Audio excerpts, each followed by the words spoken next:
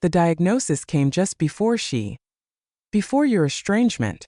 April rain tapped gently against the windows of Mira Chin's apartment as she stared at the letter in her hands.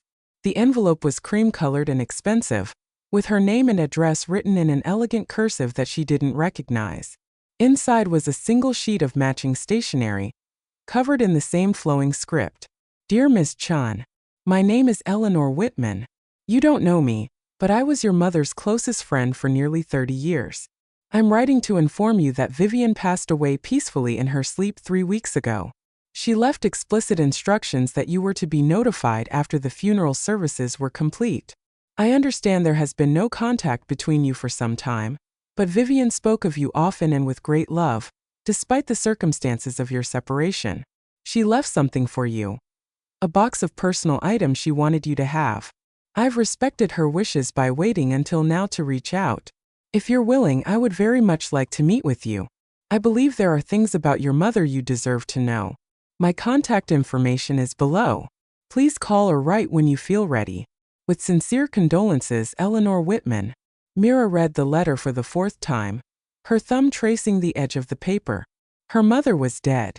The woman who had given birth to her, raised her for 18 years, and then effectively disappeared from her life was gone forever.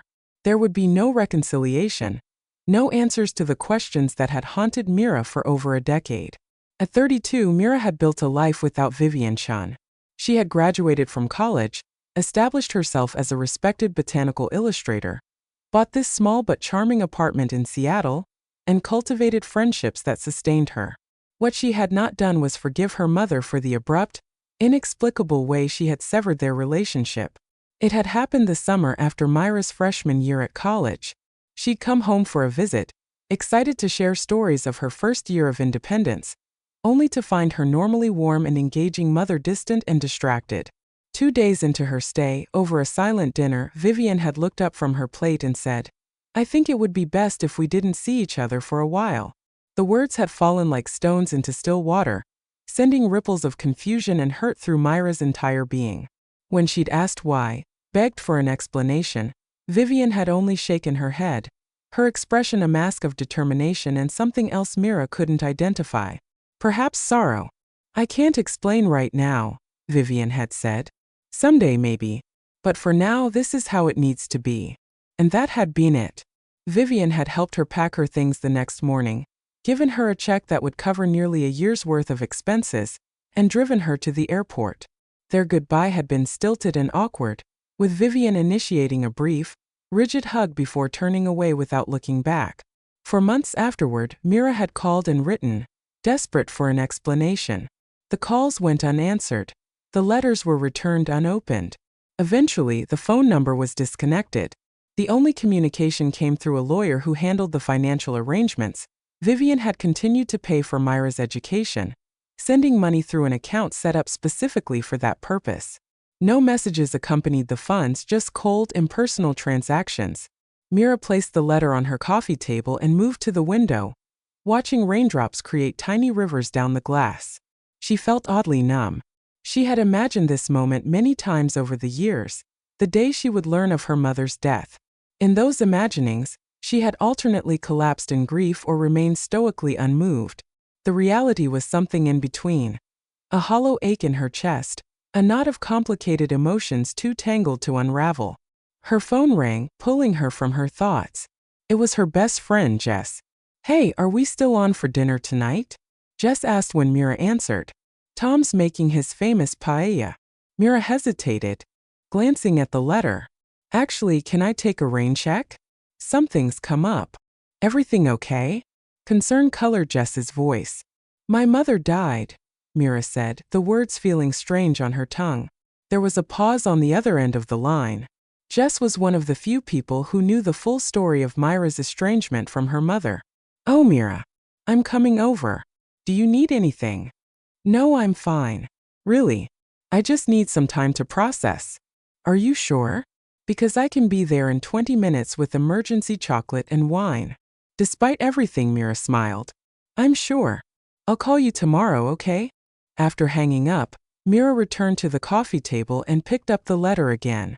The contact information for Eleanor Whitman included a phone number with a San Francisco area code, Myra's hometown, the city she hadn't visited since that fateful summer day when her mother had sent her away.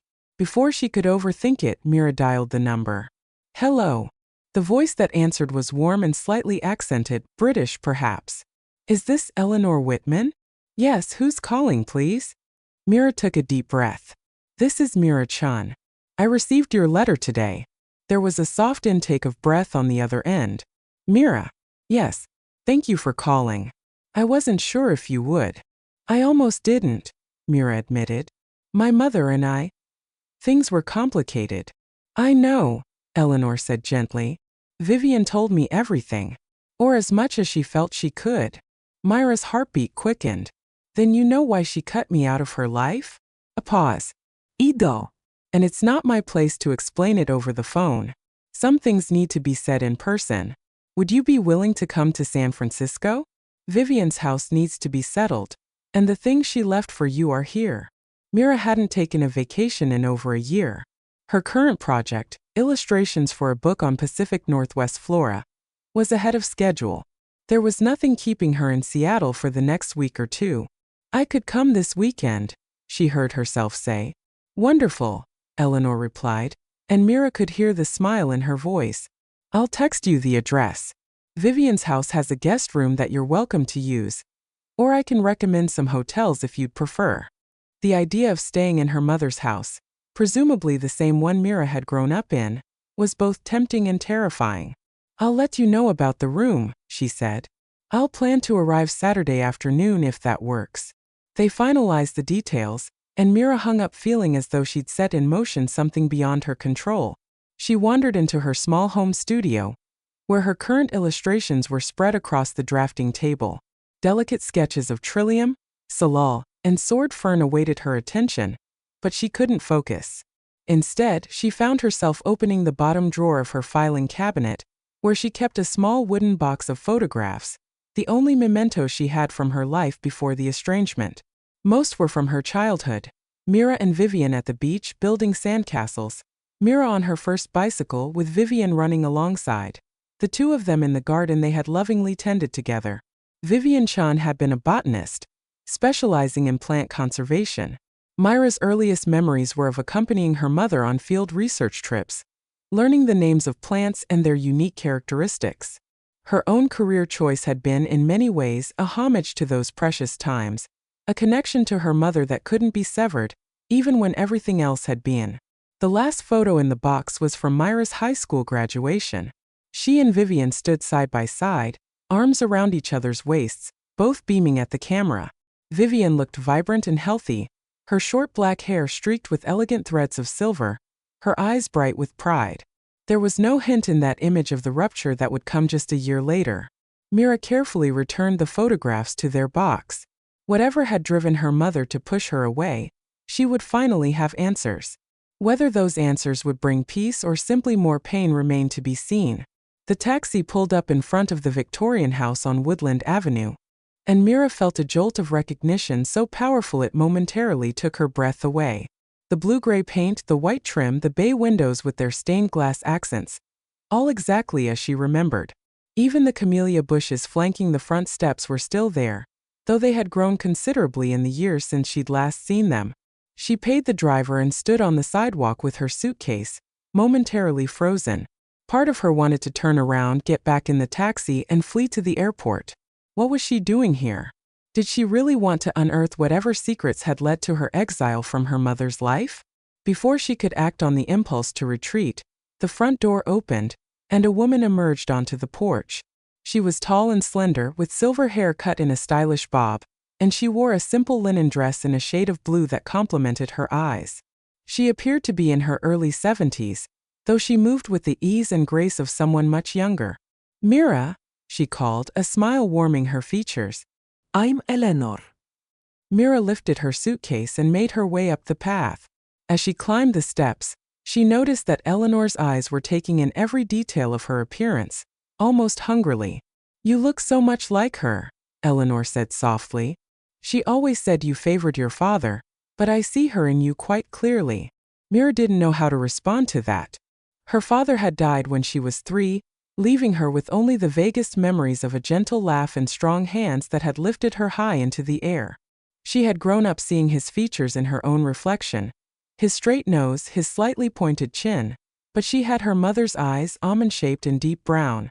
"Thank you for meeting me," she said instead. "I appreciate you reaching out." Eleanor nodded and gestured toward the open door. "Please come in. The house has been waiting for you." It was a strange thing to say, but as Mira stepped into the foyer, she understood what Eleanor meant.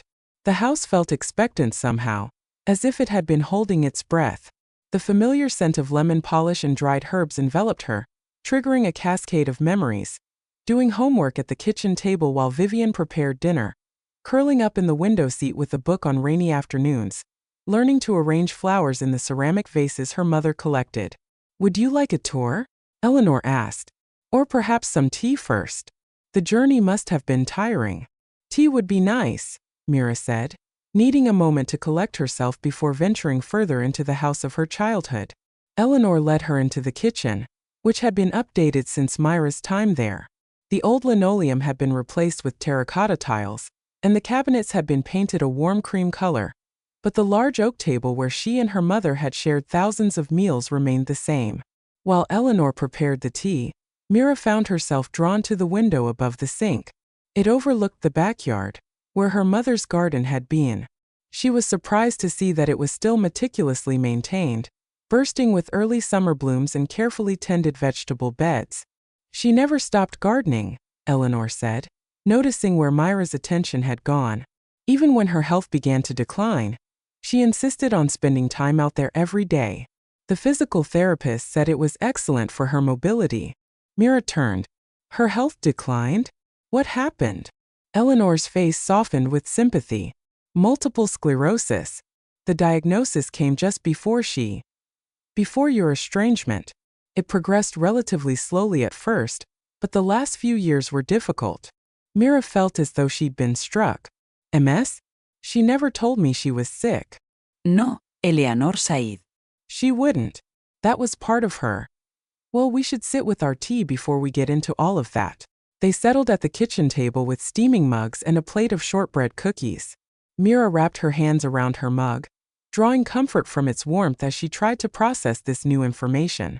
Her mother had been ill, seriously ill, for over a decade, and Mira had known nothing about it.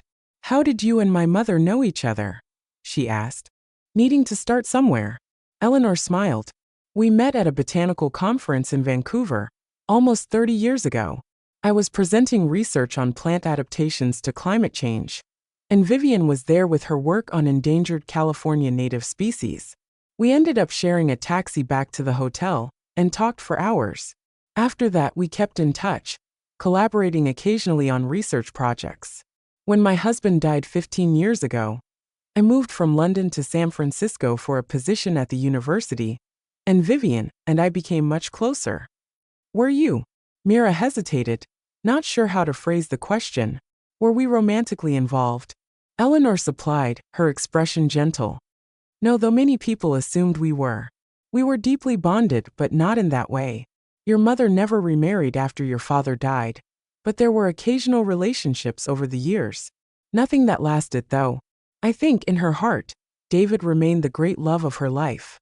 Mira nodded, oddly relieved. It wasn't that she would have minded if her mother had found love again, but the idea that Eleanor might have been a secret partner, hidden from Mira all through her childhood, would have been another layer of complication she wasn't sure she could handle right now. "And you were with her when she died?" Mira asked. "Yes," Eleanor confirmed. "I moved in about 2 years ago, when things became more difficult for her physically. It was a kidney infection in the end. Her immune system was compromised from the MS treatments, and the infection became septic very quickly. She didn't suffer long." Mira felt tears burning behind her eyes, but refused to let them fall. She wasn't ready to grieve, not until she understood. "Eleanor," she said, her voice tight with emotion, "please tell me why she cut me out of her life. Was it because of her diagnosis? Because if so, that's terrible. I could have helped her. I would have come back taking care of her." "That's exactly why she did it," Eleanor said softly. "Because you would have come back. You would have put your life on hold to care for her. And she couldn't bear the thought of that. Eleanor reached across the table and placed her hand over Myra's. Your mother was fiercely independent, as I'm sure you remember. When she received her diagnosis, she was told that while MS is unpredictable, her particular case would likely involve progressive deterioration. She might have years of relatively normal function, followed by increasing disability. The thought of becoming dependent on you, of watching you sacrifice your dreams to become her caretaker, it was unbearable to her. But that should have been my choice, Mira protested, anger flaring alongside her grief. She had no right to decide that for me. I agree, Eleanor said, surprising her. I told her as much many times over the years. But Vivian was both stubborn and terrified. She had watched her own mother care for her grandmother through a long illness, giving up a promising career in the process. Your mother never got over the resentment she saw in her mother's eyes, even though it was never directed at her grandmother, but at the situation. She was determined that you would never look at her that way.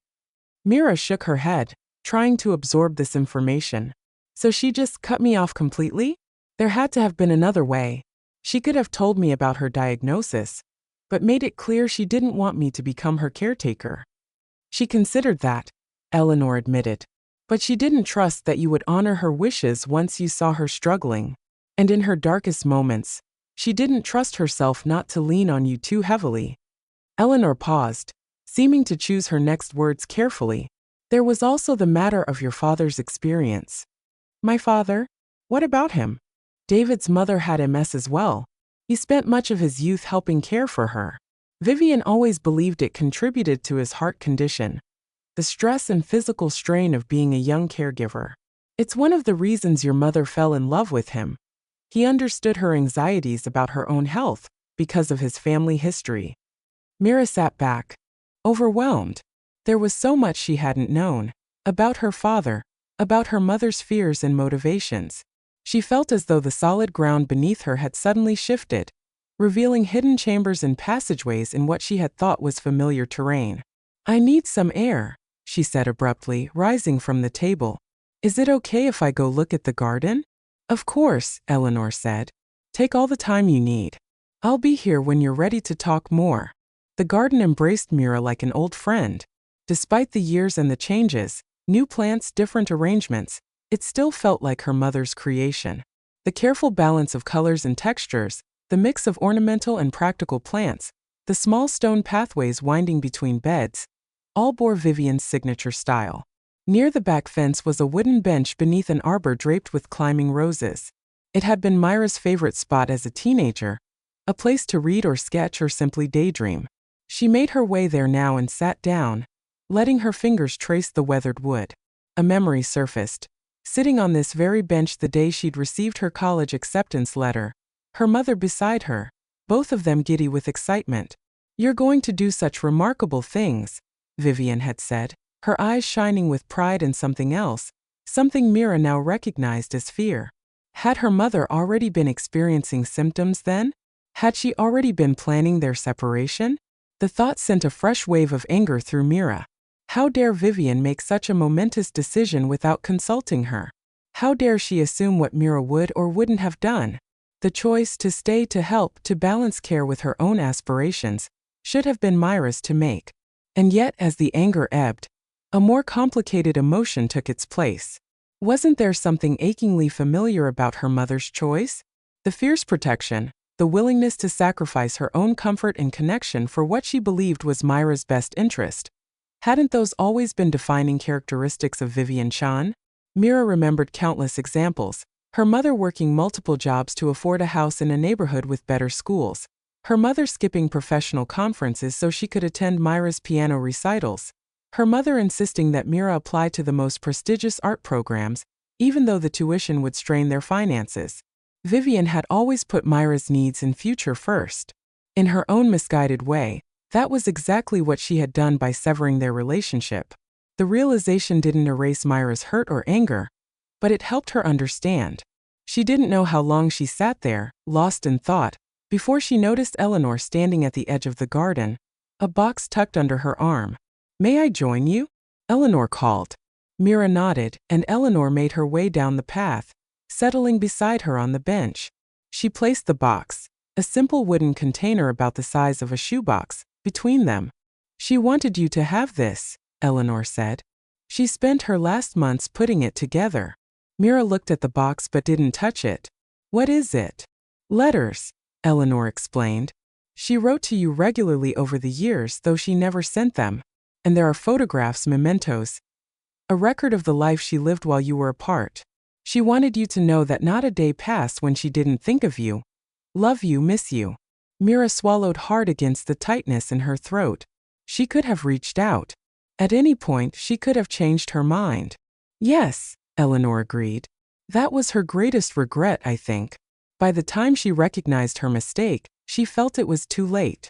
Too much time had passed and she was afraid. Afraid you wouldn't forgive her. Afraid you would feel obligated to care for her out of duty rather than love. The longer she waited, the harder it became. Eleanor placed a gentle hand on Myra's arm. She didn't expect forgiveness, Mira. She just wanted you to understand, and perhaps someday when you're ready to remember her with love rather than bitterness. Mira stared at the box, seeing it now for what it was. Her mother's final attempt at connection, at explanation, at amends. Slowly, she reached out and drew it onto her lap, her fingers tracing the simple brass clasp that held it closed. I'll leave you to look through it in private, Eleanor said, rising from the bench. Take as long as you need. We can talk more later or tomorrow. There's no rush. As Eleanor walked back to the house, Mira opened the box and began to discover the story of her mother's life without her. A story told in Vivian's own words, through letters never sent but written with all the love and longing of a mother separated from her only child. The first letter was dated just 2 weeks after Mira had left San Francisco. The handwriting was shaky, the paper stained with what might have been tears. My dearest Mira, it's been 14 days since I sent you away, and every minute has been an exercise in doubt and agony. I keep asking myself if I've made the right choice, if there might have been another way. But then I think of your bright future, of all the possibilities that lie ahead for you, and I try to convince myself that this pain is worth it. I received my official diagnosis today. Relapsing remitting multiple sclerosis. The neurologist says I may have years of relatively normal function between attacks, or I might progress more quickly. There's no way to know. The uncertainty is almost as frightening as the diagnosis itself. I haven't told you any of this, and that feels like the greatest betrayal. We've never kept secrets from each other before. But I will not be the reason you abandon your dreams. I saw what happened to my mother when she became her mother's caretaker. I saw what it did to your father, caring for his mother through her illness. I won't let that happen to you. I've arranged everything financially. You'll have what you need to complete your education and establish yourself, wherever your talent leads you. It's a poor substitute for a mother's presence, I know, but it's what I can offer without becoming a burden. I love you more than I can possibly express. Please believe that, even if you never understand or forgive my choice. Mom. Mira wiped away tears as she set the first letter aside and picked up the next. It was dated a month later. My darling girl. Your latest letter arrived today. You're fourth since I stopped responding. Reading your words is both a comfort and a torment. You ask why over and over, and I have no answer that wouldn't lead you straight back to my door, determined to care for me whether I want it or not. I've started a new treatment regime. The medication makes me nauseous and foggy-headed, but the doctors are optimistic it will slow the progression of the disease. I try to focus on that hope when the side effects become difficult to bear. I saw on social media that you've been nominated for a student art award. I'm so proud I could burst, though of course I can't tell you that. Your botanical illustrations have always been extraordinary. You see plants the way they truly are, capturing not just their appearance but their essence. Keep shining, my love, even if I'm watching from a distance. Mom. The letters continued, dozens of them spanning the years of their separation. Vivian wrote about her good days and her bad days, her small triumphs and her increasing frustrations as the disease progressed. She wrote about watching Myra's career develop from afar, saving every article or online mention of her work. She wrote about her friendship with Eleanor, which deepened over time into a bond that sustained her through her darkest moments. One letter, dated 5 years after their separation, caught Myra's particular attention. Dearest Mira, I almost called you today. I came so close. Had the phone in my hand, your number pulled up on the screen. It was a moment of weakness or perhaps clarity. This enforced distance between us feels increasingly like a mistake, a cruel punishment I've inflicted on us both. But then I caught sight of myself in the mirror, cane in hand, the visible tremor in my left arm, the slight drag in my step, and I put the phone down. You're flourishing now, establishing your career, creating beautiful work. What right do I have to re-enter your life, bringing with me all the complications of my condition? Still, I wonder if I've underestimated you. You've always been stronger than I gave you credit for, more resilient, more capable of holding complexity. Perhaps you could have handled the truth. Perhaps we could have found a middle path between total separation and your becoming my caretaker. It's too late now, I think. Too much time has passed. Too much hurt has accumulated. You would have every right to turn me away, and I couldn't bear that. So I remain in this limbo of my own creation, loving you from afar, proud of the woman you've become without me. Mom. Tears streamed down Myra's face as she read letter after letter, each one revealing another facet of her mother's love, regret, and progressive illness. The later letters showed a decline in Vivian's handwriting, the once flowing script becoming increasingly unsteady. In the final years, many had been dictated to Eleanor, though Vivian had signed each one. The last letter was dated just a month before Vivian's death. My beloved daughter, Eleanor tells me I should try to write this myself, but my hands aren't cooperating today, so I'm dictating. I hope you'll forgive the lack of my handwriting. It's grown quite illegible anyway. I don't have much time left. The doctors say weeks, perhaps a month or two. I'm at peace with that. What I'm not at peace with is leaving this world without you knowing the truth, without having the chance to ask your forgiveness for the greatest mistake of my life. I thought I was protecting you all those years ago, setting you free to pursue your dreams without the burden of a sick mother. I see now that I was also protecting myself from the vulnerability of needing help, from the possibility of watching resentment grow in your eyes, from the fear that you might choose duty over passion and come to regret it. What I didn't understand then was that love isn't a burden. It's a gift, even when it comes with difficulties.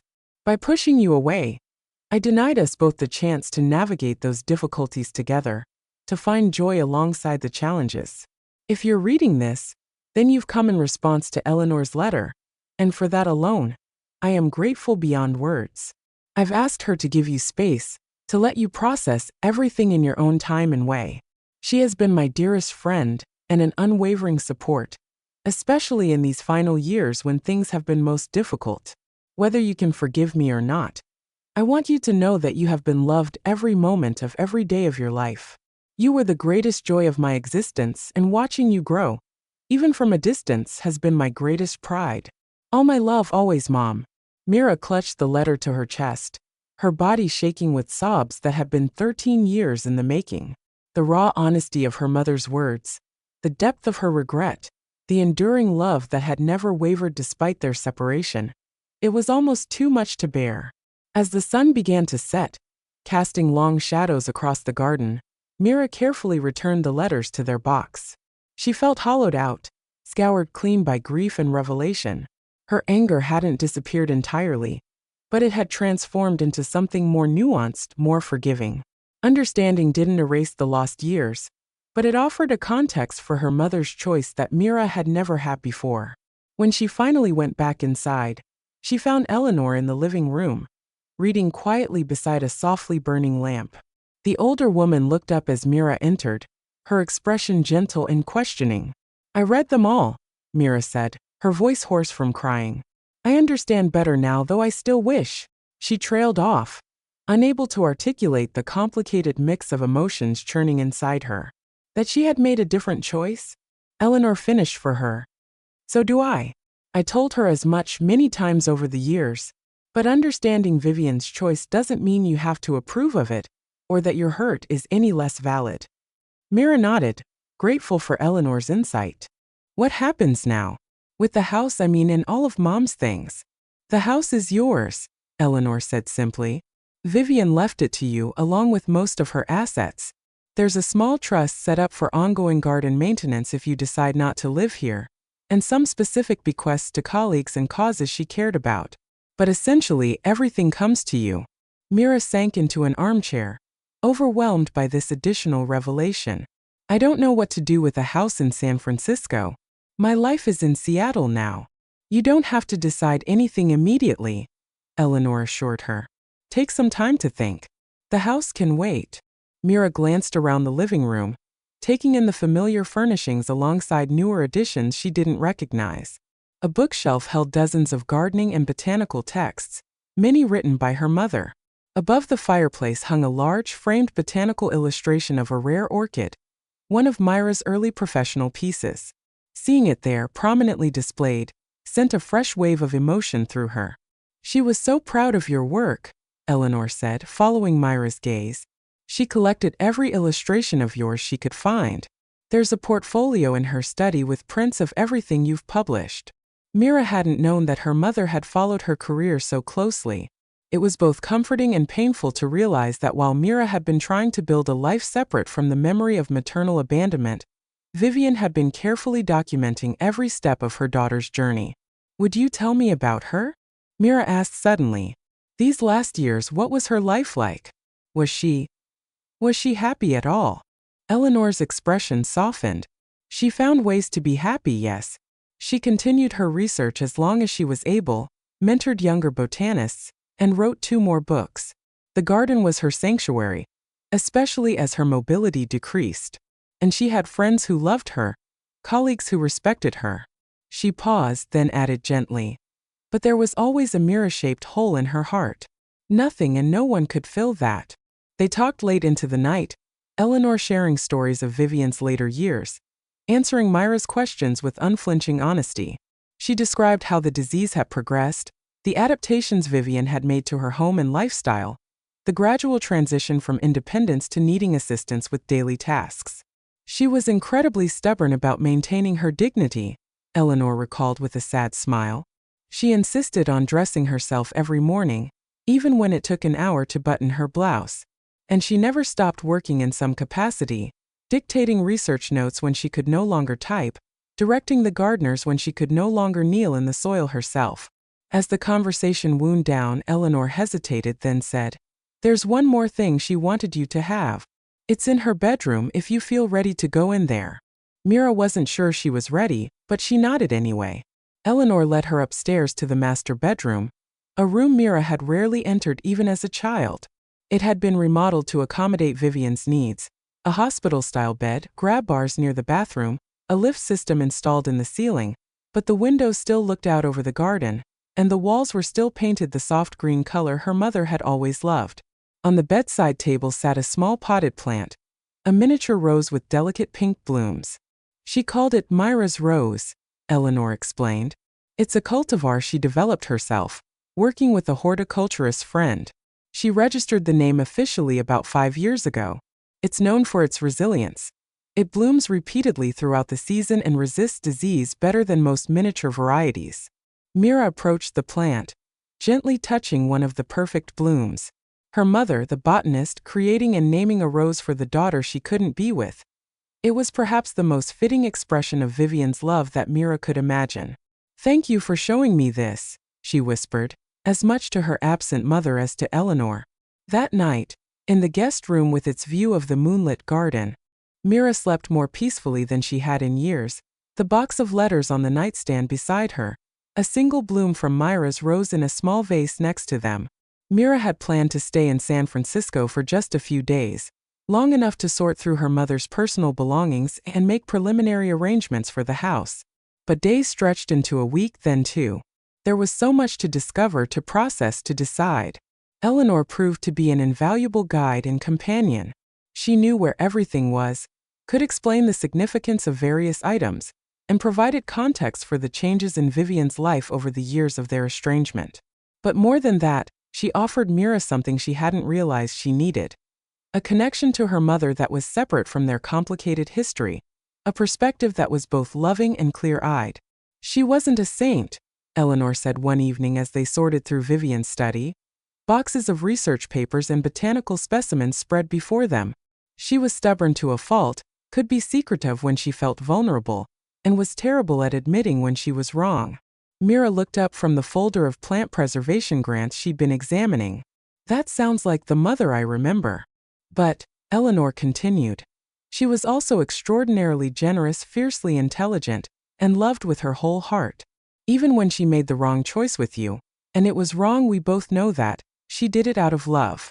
Mira nodded, her fingers tracing the edge of a photograph tucked into the folder, her mother kneeling beside a rare wildflower, her smile radiant despite the hiking pole leaning against her hip, a subtle sign of her early symptoms. I've been thinking about staying, Mira said, the words surprising her as they left her mouth. It was an idea that had been forming gradually over the past 2 weeks, taking root like a seedling in fertile soil. Eleanor's eyebrows rose. In the house, you mean? Yes. Not permanently, maybe, but for a while. I could work from here just as easily as Seattle. My current project is almost complete, and I don't have firm commitments for the next few months. Mira gestured to the walls of books and plant specimens. There's so much of her here, so much I missed. I'm not ready to pack it all away yet. Eleanor's smile was warm. I think that would be wonderful. And practical too. There's a lot to go through, decisions to make about what to keep, what to donate. It wasn't just the practical considerations driving Myra's decision, though. Being in the house, surrounded by her mother's things, reading her letters, and tending her garden had awakened something in Mira. A desire to bridge the gap between the memory of the mother who had raised her and the stranger who had lived the last 13 years without her. The next morning, Mira called her landlord in Seattle and arranged to sublet her apartment for 3 months. She contacted her publisher to explain her extended absence and ordered art supplies to be delivered to the San Francisco address. It felt strangely right, setting up a temporary life in her childhood home. Eleanor offered to stay in the guest room for another week to help Mira settle in, an offer Mira gratefully accepted. There was comfort in having someone else in the house, someone who had known Vivian intimately, and could answer the questions that continued to surface as Mira explored her mother's world. They fell into an easy routine, mornings spent in the garden, afternoons sorting through Vivian's belongings, evenings filled with conversation over simple meals. Eleanor shared stories about Vivian's research travels, her passionate advocacy for endangered plant species, her dry sense of humor that had remained intact even as her body failed her. She never lost her fight, Eleanor said one evening as they sat in the garden, watching the sunset paint the sky in shades of pink and gold. Even at the end, when she was in so much pain, she was still making plans, still concerned about her ongoing projects. That sounds like Mom, Mira said softly.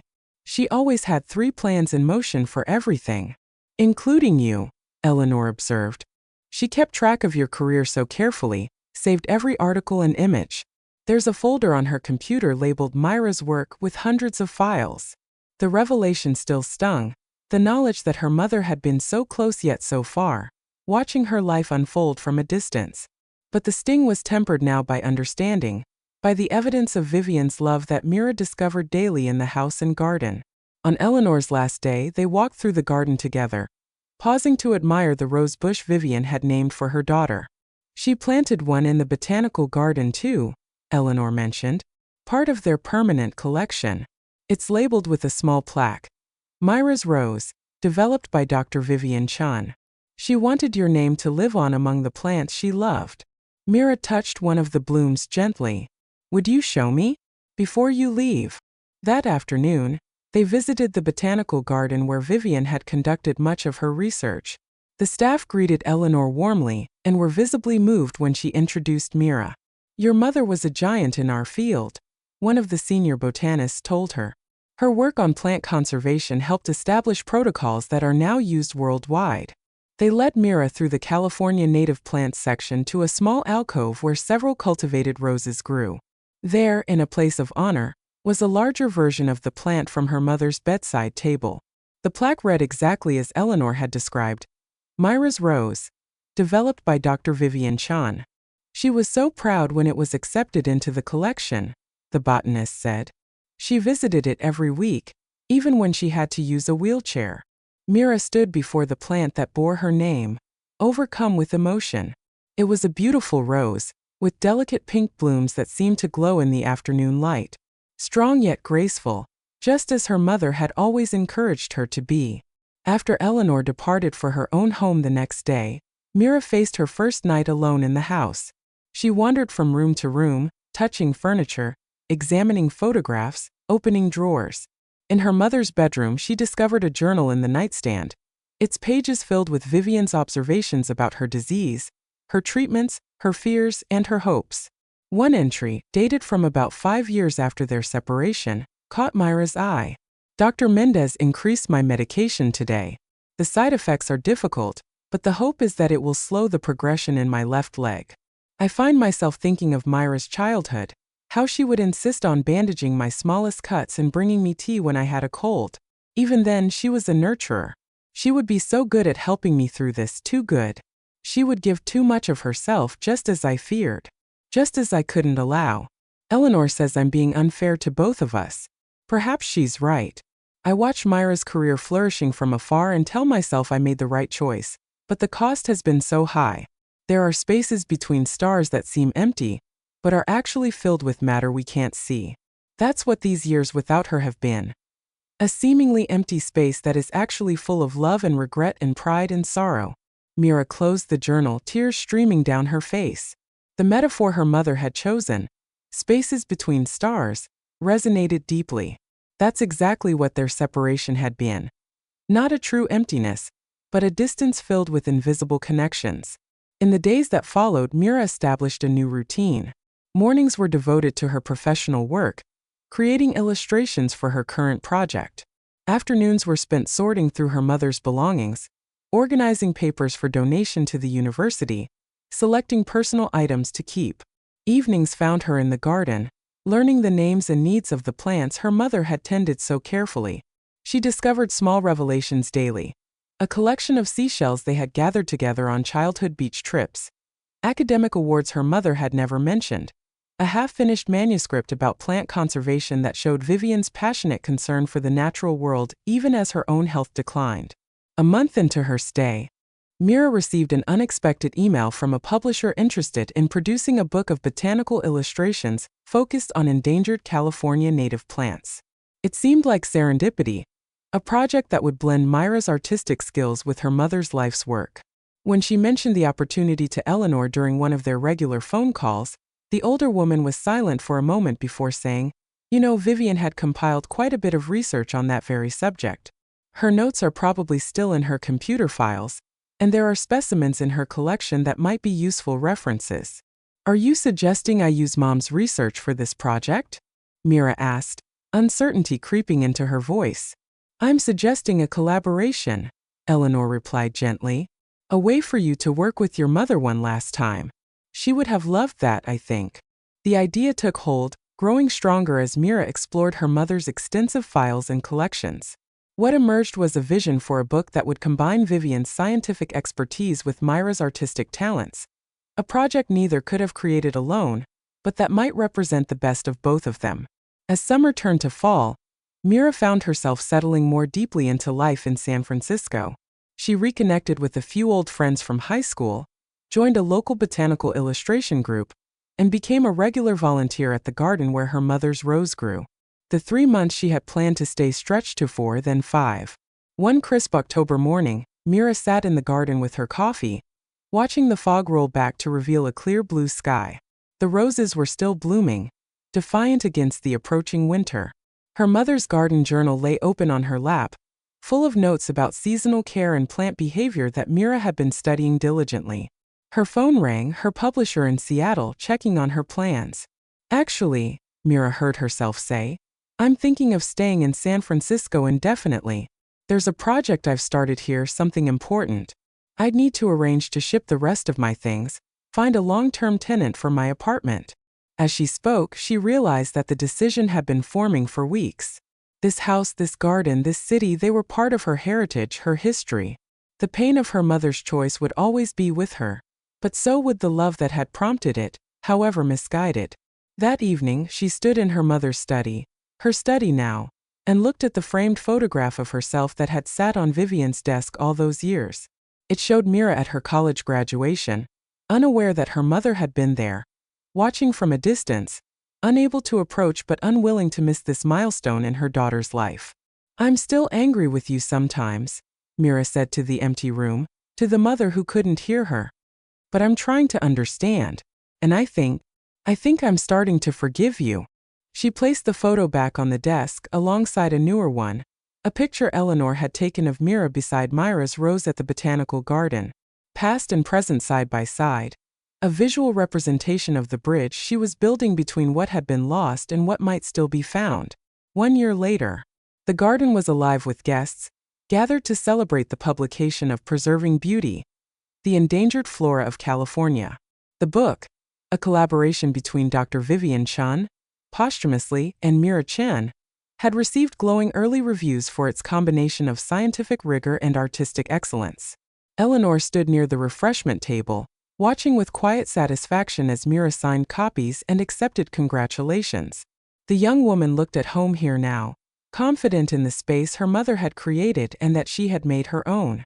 The house had been transformed over the past year. While Mira had kept much of her mother's furniture and art, she had painted some rooms, rearranged others, and added her own touches throughout. The study where Vivian had worked now housed Myra's drafting table alongside her mother's desk, the walls decorated with botanical prints by both women. In the garden, Mira had maintained her mother's overall design but had added new elements: a small pond, additional native plants, and an expanded section of medicinal herbs. And everywhere, Myra's rose bloomed in abundance, planted in multiple locations as if to ensure that neither mother nor daughter would ever be far from the other's thoughts. She would be so proud, a voice said beside Eleanor. It was Dr. Howard, one of Vivian's oldest colleagues, both of the book and of Mira. She's carried on Vivian's legacy while creating her own. Eleanor nodded. That's the best kind of healing, I think. Not erasing the past but building something new that honors it. Across the garden, Mira caught Eleanor's eye and smiled, then excused herself from her conversation to join them. The dean of the botany department just offered me an artist-in-residence position, she announced, her eyes bright with excitement. Teaching botanical illustration while continuing my own work. It would mean regular access to their research facilities and specimen collections. Your mother held that same position years ago, Dr. Howard remarked. Before you were born. It's where she met your father, actually. I didn't know that, Mira said softly. Life has a way of coming full circle, Eleanor observed. Not that you're repeating your mother's life. You're very much your own person. But there are echoes, connections. Mira nodded, looking out over the garden that had become both her inheritance and her creation. Like the spaces between stars, she said. Not empty at all, but full of invisible matter connecting everything. Later, when the guests had departed and twilight settled over the garden, Mira sat on the bench beneath the rose arbor. Eleanor joined her, and they sat in comfortable silence for a while, listening to the evening sounds of birds settling and distant city traffic. I've been thinking about what you said earlier, Mira finally spoke, about life coming full circle. When Mom first sent me away, I thought that circle had been broken forever. But it wasn't broken, just elongated. Stretched into a different shape than either of us had planned. Eleanor nodded. Vivian always told her graduate students that plants don't grow in straight lines. They grow toward light, around obstacles, adapting to whatever conditions they face. People are much the same. Mira reached out to touch a nearby bloom of her namesake rose. These will die back in winter, but the plant remains alive, gathering strength for spring. Mom taught me that when I was little. She said it was nature's most hopeful lesson, that endings aren't really endings at all. As darkness fell, they made their way back to the house, its windows glowing with warm light. On the porch, Mira paused, looking back at the garden where the roses were mere shadows now, their fragrance still lingering in the cool night air. I wonder if she knew I would come back here someday, Mira said. If somewhere in her heart, she believed we would find our way back to each other, even if she wasn't here to see it. Eleanor smiled gently. Your mother was a scientist. She understood that certain outcomes, while not guaranteed, have a statistical likelihood based on known factors. What factors? Love, Eleanor said simply. Connection. The gravitational pull between two people who share not just DNA but a way of seeing the world. She knew who you were, Mira, at your core. just as she knew herself. Some separations are temporary, no matter how permanent they may seem. Mira nodded, taking one last look at the darkened garden before stepping inside the house that had once been her childhood home, had then become a stranger's dwelling, and was now, finally, her own.